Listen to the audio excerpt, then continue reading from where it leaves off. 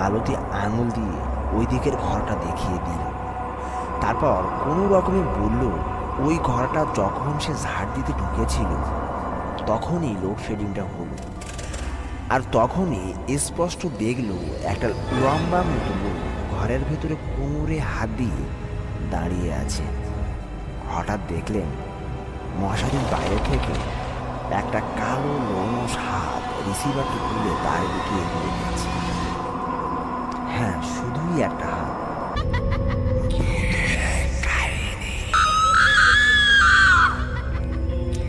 Hello বন্ধুরা, আপনারা শুনছেন ভুতুড়ে কাহিনী। আর রোজকার মতো গল্প উচ্চারণে আমি সঞ্জয়। আজকে যে ঘটনাটি আপনাদেরকে শোনাবো, ঘটনাটা একটু অন্যরকম। ঘটনাটি এখান থেকে বেশ কয়েক বছর আগের। তো বন্ধুরা, চলুন শুরু করা যাক আমাদের আজকের ঘটনা। মানিকতলা ব্রিজের ওপারে একটা 2 রুম ফ্ল্যাট কিনেছিলেন বিভাবতী সরকার। টাকাটা দিয়েছিল তার একমাত্র ছেলে। দিল্লিতে চাকরি করে। মাকে বলেছিল, তুমি তো কলকাতা ছেড়ে নড়বে না, টাকা দিচ্ছি, একটা ফ্ল্যাট কিনে নিও। রিটায়ার করে তো কলকাতাতে তোমার কাছে গিয়ে থাকতে হবে। সেই মতো বিভাবতী দেবী ফ্ল্যাটটি কিনলেন। ফ্ল্যাট বাড়িটি একটা পুরনো ভাঙা বাড়ি আর খানিকটা জলাজমির উপরেই তৈরি। একসময় এইসব অঞ্চলে বাড়িঘর কমই ছিল। যে বাড়ি ভেঙে ফ্ল্যাট, সেটা ছিল কোনো এক ডাক সাইড জমিদারের। জমিদারি কবেই চলে গিয়েছিল। জমিদারের বংশধররাও কলকাতার বিভিন্ন জায়গায় ছড়িয়ে ছিটিয়ে আছে। কিন্তু সাবেকি জমিদারি মেজাজটা চলে যায়নি। সে আমলের পুরানো জমিদার বাড়ি জমিদার পুত্রদের পছন্দ হচ্ছিল না, তাই সেটাকে ফেলে রেখে গিয়েছিল। মাঝে মাঝে 2-1 ঘর ভাড়াটে আসতো, আবার চলেও যেত। সামান্য টাকার ভাড়া, তাই জমিদার পুত্রদের মন ভরত না। তারা ঠিক করলো বাড়িটা বেচে দেবে। সেজন্য নতুন ভাড়াটে আর বসালো না, কেননা ভাড়াটে শুধু বাড়ি কেউ কিনতে চাইবে না। অতঃপর কত হাত বদল হয়ে এখন সেই বাড়িটাই হয়ে দাঁড়িয়েছে একটা হাল ফ্যাশনের নতুন ফ্ল্যাট বাড়ি।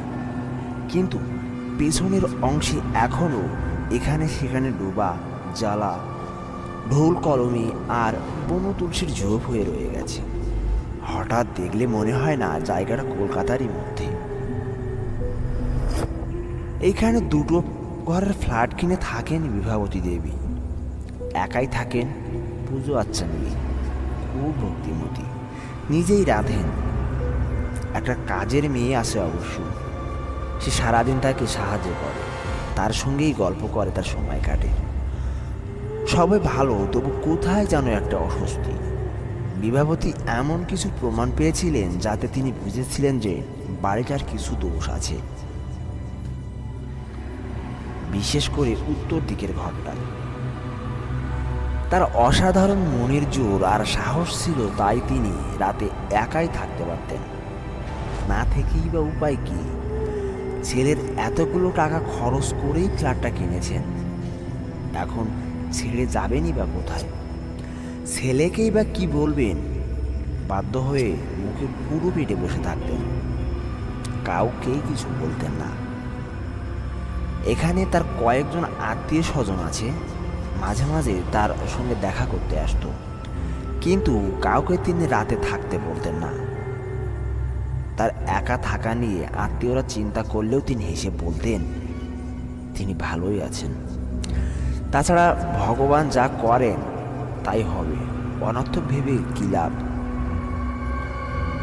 এতখানি ভগবানের উপর বিশ্বাস রেখে আত্মীয়রা কেউ কিছু বলতো না, শুধু জানিয়ে যেত অসুখ বিসুখ করলে যেন তিনি সঙ্গে সঙ্গে তাদের খবর দেন। তা বিভাবতী দেবী একটা বুদ্ধিমত্তার কাজ করেছিলেন। টেলিফোন নিয়েছিলেন, আর সেটা রেখেছিলেন মাথার কাছে একটা টুলের উপর। মনে মনে অবশ্য জানতে অসুখ বিসুখ ছাড়া আর যে ভয়টা তিনি নিঃসন্দেহে হজম করে যান, তার প্রতিকার টেলিফোন করে লোক ডেকে হয় না। টেলিফোন নেবার কিছুদিন পরেই একটা ঘটনা ঘটল। মাঝে মাঝেই তিনি দুই একজনকে ফোন করেন, কিন্তু তাকে বুড়ো একটা কেউ ফোন করেন না। হঠাৎ সেদিন গভীর রাতে টেলিফোনটা বাজার শব্দে তার ঘুম ভেঙে গেল। এত রাতে কে ফোন করেছে? নিশ্চয়ই রং নাম্বার। তিনি মশারির মধ্যে থেকে হাত বাড়াতে যাচ্ছেন, হঠাৎ দেখলেন মশারির বাইরে থেকে একটা কালো লোমশ হাত রিসিভারটি তুলে তার দিকে এগিয়ে দিচ্ছে। হ্যাঁ, শুধুই একটা হাত। তিনি চমকে উঠলেন, ভয় পেলেন, কিন্তু মুহূর্তেই সামলে নিয়ে শান্ত গলায় বললেন, কে তুমি? কি চাও? উত্তর পাওয়া গেল না, শুধু অস্পষ্ট একটা পায়ের আওয়াজ ঘরের বাইরেই চলে গেল। বিভাবতী দেবী আর উঠলেন না, ভগবানকে স্মরণ করে আবার শুয়ে পড়লেন। সকালে উঠে ভাবলেন তিনি কি স্বপ্ন দেখছিলেন। তখনই চোখে পড়ল রিসিভারটা টুলের নিচে ঝুলছে। বিনবিন করে বিন্দু বিন্দু ঘাম ফুটিয়ে উঠল তার মুখে। তারপর তিনি নিজেকে শক্ত করে নিলেন। সংসারের সব কাজই তিনি রোজকার মতো করলেন। কাউকে রাতের ঘটনাটা বললেন না। বললেই রটে যাবে প্লাগটা তুলে, আর সে কথা যদি ছেলের কানে যায় তাহলে তো তারা আর আসবে না। একথা ভেবে তার ভয় হলো। এখানে এসে পর্যন্ত তিনি বুঝতে পারছিলেন উত্তর দিকের ঘরটায় কিছু একটা সমস্যা আছে, তবে এ ঘর তিনি ব্যবহার করেন না। কিন্তু গত রাতের ঘটনায় তিনি বুঝতে পারলেন যে সে এ ঘরেও আসতে শুরু করেছে। তাহলে তিনি একা থাকবেন কি করে? তারপরেই তার মনে হলো লোকটা কিন্তু তার ক্ষতি করার চেষ্টা করেনি। কে তুমি, কি চাই প্রশ্ন করাতেই সে রিসিভারটা ফেলে চলে গিয়েছিল। কেনই বা এসেছিল, কেনই বা চলে গেল, তার উত্তর কিন্তু খুঁজে পেল না। আরও একটা উত্তর খুঁজে পাওয়া গেল না। অত রাতে কে তাকে ফোন করেছিল? সত্যি কি রং নাম্বার ছিল? যাই হোক, এদিনের পর থেকে আর সে এ ঘরে ঢোকেনি। কিন্তু গোল বাঁধালো একদিন কাজের মেয়েটাই। তিনি ঠিক করেছিলেন কাজের মেয়েটাকে রাতে তার কাছে থাকতে বলবেন, তার জন্য বেশি মাইনেও দেবেন। মেয়েটাও রাজি হয়েছিল, কিন্তু এরই মধ্যে ঘটল একটা অঘটন। সেদিন সন্ধ্যাবেলা হঠাৎ আলোগুলো নিভে গেল। বিভাবতী দেবী বুঝলেন লোডশেডিং, এ তো রোজকার ব্যাপার। কিন্তু হঠাৎই কাজের মেয়েটা ভয়ে কাঁপতে কাঁপতে ছুটে এলো তার কাছে। মুখ দিয়ে তার কথা সরছে না। কিরে মালতী, কি হয়েছে? বিভাবতী দেবী জিজ্ঞেস করলেন। মালতী অতি কষ্টে বলল, একটা লোক। লোক? কোথায় লোক? মালতী আঙুল দিয়ে ওই দিকের ঘরটা দেখিয়ে দিল। তারপর কোনো রকমে বলল, ওই ঘরটা যখন সে ঝাড় দিতে ঢুকেছিল তখনই লোডশেডিংটা হলো। আর তখনই স্পষ্ট দেখল একটা লম্বা মতো লোক ঘরের ভেতরে কোমরে হাত দিয়ে দাঁড়িয়ে আছে। বিভাবতীর বুকটা ভয়ে কেঁপে উঠল। লোক বলতে মালতী কি বোঝাতে চাইছে বুঝতে বাকি রইল না তার। কিন্তু মুখে সাহস দেখিয়ে বললেন, ও ঘরে লোক আসবে কোথা থেকে? নিশ্চয়ই চোখের ভুল। মালতী যতই বুঝাতে চায় চোখের ভুল নয়, বিভাবতী ততই বলেন, না, চোখেরই ভুল। ও ঘরে লোক আসবে কোথা থেকে? মালতী চুপ করে আছে দেখে তিনি আরো জোর দিয়ে বললেন, আমি এতদিন আছি, কই কোনোদিন তো কিছু চোখে দেখিনি। মিথ্যে কথাই বলতে হয়েছিল বিভাবতীকে। কিছু না দেখলেও ওই বদ্ধ ঘরে মানুষের চলাফেরার শব্দ তিনি এক আধবার নয় বারবার শুনেছিলেন। বাধ্য হয়ে মিথ্যে বলতে হয়েছিল বিভাবতীকে। না বললে যে মালতী আর এ বাড়িতে কাজ করাই ছেড়ে দিত। শেষ পর্যন্ত মালতী থাকত, তবে সন্ধে হওয়ার আগেই চলে যেত। তখন থেকে বিভাবতী সারা রাত একা মুখ বুঝে আর পাশের তালাবন্ধ ঘরটায় মূর্তি মানাত। সেদিনও তার নিস্তব্ধ ঘরটাকে স্বগোচিত করে টেলিফোনটা দিতে হলো। তবে গভীর রাতে নয়, সন্ধ্যার একটু পরে। চমকে উঠলেন কোনো রকমের রিসিভারটা তুলে নিলেন। তারপরে খুশি দিয়ে তার গলার স্বর আটকে গেল। ও বৌমা, একমাত্র ছেলের বোন ফোন করেছে দিল্লি থেকে। হ্যাঁ হ্যাঁ, তা আছে একরকম, ভালোই আছে। আচ্ছা, তুমি কি আগে একদিন অনেক রাতে ফোন করেছিলে? ও, করনি না? তাহলে রং নাম্বার। হ্যাঁ হ্যাঁ, অনেক রাতে একবার ফোন বেজেছিল আমার ঘরে, ধরতে পারেনি, কেটে গিয়েছিল। ও, তুমি আসবে কলকাতায় পরশুদিন? খুব খুশি হলাম। মাত্র এক রাতের জন্য? আমার বন্ধুর বিয়েতে থাকতে পারবে না না? বৌমার সঙ্গে কথাবার্তা শেষ করে বিভাবতী দেবী রিসিভারটা রেখে দিলেন। তারপর মুখ তুলতেই চমকে উঠলেন ঘরের বাইরের জানালার গরাদ ধরে লম্বা মতো একজন দাঁড়িয়ে। কে কে ওখানে? সঙ্গে সঙ্গে মূর্তিটা সরে গেল, যেন অন্ধকারে মিলিয়ে গেল। বিভাবতীর রক্ত হিম হয়ে গেল। ও কি শুনতে এসেছিল যে এ বাড়িতে নতুন কেউ আসছে কিনা? বিভাবতী দেবীর ছেলের বউ অঞ্জনা দিল্লিতে একটা বিখ্যাত ইংরেজি কাগজের অফিসে চাকরি করে। কলকাতায় তার এক বন্ধুর বিয়েতে আসছে। রাতটুকু শুধু শাশুড়ির কাছে থাকবে, পরের দিন সকালে আবার দিল্লি ফিরে যাবে। নিজের লক্ষ্যে কাছে পাবার আনন্দে বিভাবতী দেবী মনে মনে খুশি হলেও সেই সঙ্গে একটু ভয়ও পেলেন। ওই যাকে এ বাড়িতে প্রায় দেখা যায় বৌমাও তাকে দেখে ফেলবে না তো? সেদিন দুপুরে অঞ্জনা হাসতে হাসতে সারা দুপুর শাশুড়ির পাশে শুয়ে কত গল্পই না করলো। বিকেলে বেরিয়ে গেল কিছু কেনাকাটা করতে, বলে গেল সন্ধ্যার আগেই ফিরল। ঠিক সন্ধ্যাবেলাতেই ফিরল অঞ্জনা। ফুটপাথ থেকে উঠে কয়েক ধাপ সিঁড়ি, তারপরে ঢোকার দরজা। কলিং বেল টিপতেই যাচ্ছিল, কিন্তু দরকার হলো না। মালতী দরজা খুলে বেরিয়ে যাচ্ছে তাড়াতাড়ি। ওদিকে দেখেই একটু হাসল। কি কাজ হয়ে গেল? অঞ্জনা জিজ্ঞেস করল। হ্যাঁ, মালতী হেসে জবাব। বাড়ি যাচ্ছ? হ্যাঁ। অঞ্জনা ভেতরে ঢুকিয়ে দরজা বন্ধ করে দিল। এবার একটু প্যাসেজটা অন্ধকার। অঞ্জনা এগিয়ে যাচ্ছিল। হঠাৎ মনে হলো সে যেন এগোতে পারছে না, কিসে যেন বাধা পাচ্ছে। মনে হচ্ছে কেউ যেন তাকে ঠেলে বের করে দিতে চাইছে। অঞ্জনা থতমত খেয়ে গেল। তখনই তার মনে হলো তার সামনে 2 হাত দূরে কেউ যেন দাঁড়িয়ে রয়েছে। চোর নাকি? অঞ্জনা দিল্লিতে খবরের কাগজের অফিসে চাকরি করা মেয়ে। সংবাদ সংগ্রহের জন্য নানা জায়গায় ছুটতে হয়, অত সহজে ভয় পায় না। ধমকের সুরে বলল, কে কে ওখানে? পরেক্ষণে মনে হলো কেউ যেন পথ ছেড়ে সরে গেল।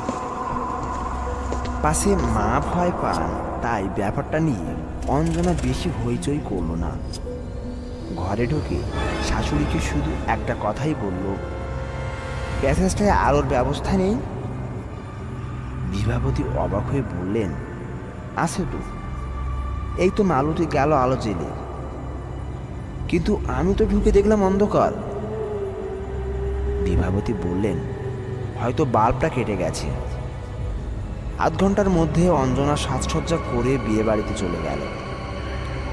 রাত 10টায় যখন ফিরল তখন দেখল প্যাসেজে দিব্যি আলো জ্বলছে।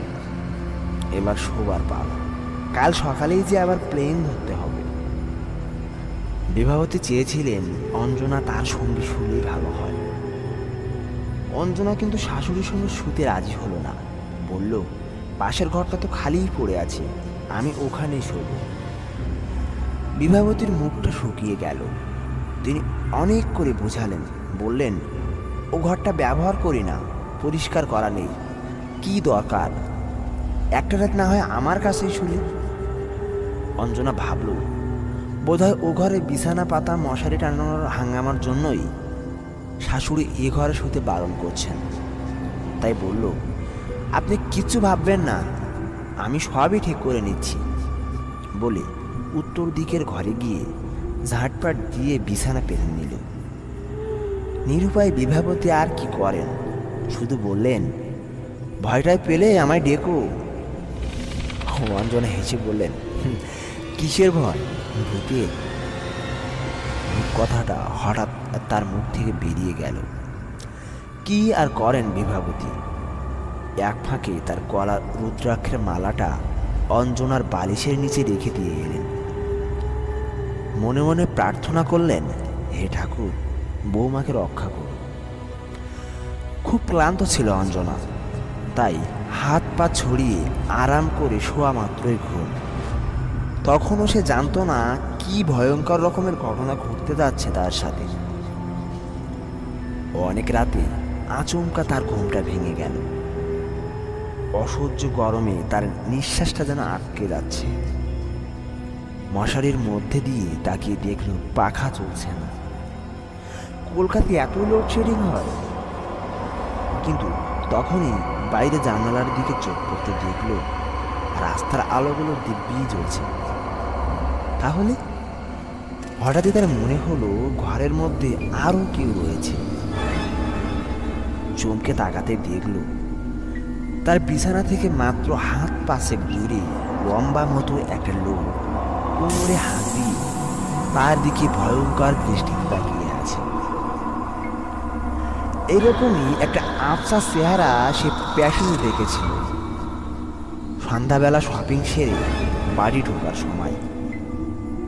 তখন মুখটা দেখতে পায়নি। ধর্মর করে উঠে বসতে গেল অঞ্জনা, কিন্তু পারল না। মনে হলো তার সমস্ত শরীর যেন অবশ হয়ে গেছে। কি করবে ভাবছে, এই সময় দেখলো লোকটা এক পা করে তার দিকে এগিয়ে আসছে। অঞ্জনা চিৎকার করতে গেল, পারল না। মুখ থেকে শুধু একটা গো গো শব্দ বেরোল। ততক্ষণে মূর্তিটা একেবারে মাথার কাছে এসে পড়েছে। একটা হাত দিয়ে মশারিটা তুলছে, তারপর কনকনে হাত ঠান্ডা হাতটা দিয়ে অঞ্জনার বাঁ হাতটা খপ করে ধরে টানাটানি করতে লাগলো। মাগো! একটাই শব্দ অঞ্জনার মুখ থেকে ছিটকেই বেরিয়ে এলো। তারপর আর কিছুই মনে নেই। পরদিন অনেক বেলায় শাশুড়ি ডাকাডাকিতে ঘুম ভাঙলো অঞ্জনার। প্রথমে মনে হয়েছিল রাত্রে দুঃস্বপ্ন দেখেছিল, কিন্তু নিজের হাতের দিকে তাকাতেই স্তম্ভিত হয়ে গেল। হাত মুচড়ে ধরার দাগটা তখনই লাল হয়ে আছে, আর মাথার দিকের মশারিটাও খানিকটা তখনও উঁচু হয়ে আছে। অঞ্জনা বিভাবতী দেবীকে উদ্দেশ্য করে বলল, আপনি এখানে একা আর থাকবেন না, আমার সঙ্গে চলুন। বিভাবতী বললেন, হুট করে কি এখানেকার পাট চুকিয়ে যাওয়া যায়? অঞ্জনা বলল, তবে আমি এখন যাই, খুব তাড়াতাড়ি আপনার ছেলেকে নিয়ে আসছি, তারপর একসঙ্গে বসে আলোচনা করে ঠিক করা যাবে। এ কদিন একটু সাবধানে থাকবেন। বিভাবতী একটু হাসলেন। ব্যাপারটা অঞ্জনা সহজেই ছেড়ে দেয়নি। এই বাড়িতেই এক রাত থাকার ভয়ঙ্কর অভিজ্ঞতা কাগজে লিখল। কলকাতায় এসে পুরনো কাগজপত্র ঘেঁটে যে তথ্যটা বের করেছিল তা হচ্ছে, সেই দীর্ঘদেহী খুনিটা পুলিশের চোখে ধুলো দিয়ে এই বাড়িতেই লুকিয়েছিল দলবল নিয়ে। সাহস করে কেউ পুলিশকে খবর দিতে পারেনি, কিন্তু জমিদার পুত্রদের একজন বাড়িটা খালি করার জন্য একদিন লেঠেল পাঠিয়ে তাকে খুন করে ওইখানেই পুঁতে রাখে। পুলিশ এসে মাটি খুঁড়ে লাশের সন্ধান করে অবশ্য, কিন্তু আশ্চর্যের বিষয় হলো লাশ পাওয়া যায়নি।